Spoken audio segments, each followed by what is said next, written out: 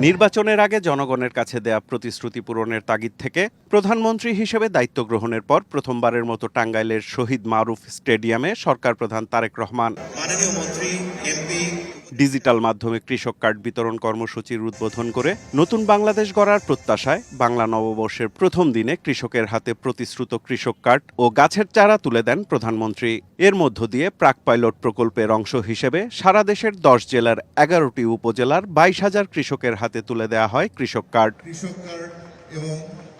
শহীদ রাষ্ট্রপতি জিয়াউর রহমান ও প্রয়াত প্রধানমন্ত্রী খালেদা জিয়ার মতো কৃষি ও কৃষকের উন্নয়নে কাজ করে যাওয়ার আশ্বাস দেন তাদের সন্তান প্রধানমন্ত্রী তারেক রহমান। বিএনপি সরকার বিশ্বাস করে যে এই দেশের কৃষক যদি সচ্ছল থাকে, এই দেশের কৃষক যদি বেঁচে থাকে, এই দেশের কৃষক যদি ভালো থাকে, তাহলে সমগ্র বাংলাদেশ ভালো থাকতে পারবে, সমগ্র বাংলাদেশের মানুষ ভালো থাকতে পারবে। বলেন, জনগণকে সঙ্গে নিয়ে নিরাপদ দেশ গড়তে চায় জনগণের ভোটে নির্বাচিত বিএনপি সরকার।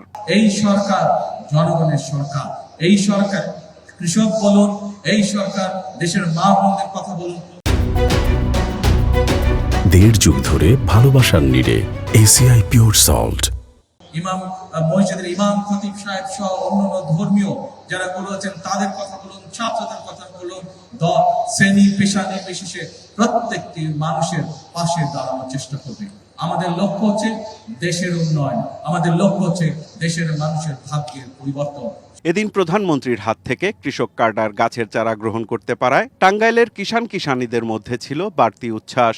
নির্বাচনী প্রতিশ্রুতি পূরণের ধারাবাহিকতায় গ্রামীণ অর্থনীতিকে শক্ত ভিত্তির ওপর দাঁড় করানোর পাশাপাশি কৃষকের সুদিন ফেরাতে কৃষক কার্ড বিতরণ শুরু করলেন প্রধানমন্ত্রী তারেক রহমান।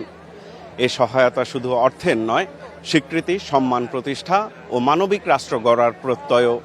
কৃষক কার্ড বিতরণ কর্মসূচির উদ্বোধনের পর নগরীর পৌর উদ্যানে কৃষি মেলার উদ্বোধন করেন প্রধানমন্ত্রী। আমরা এখানে sensor based irrigation. Saiful Ripon, দেশ টিভি, টাঙ্গাইল।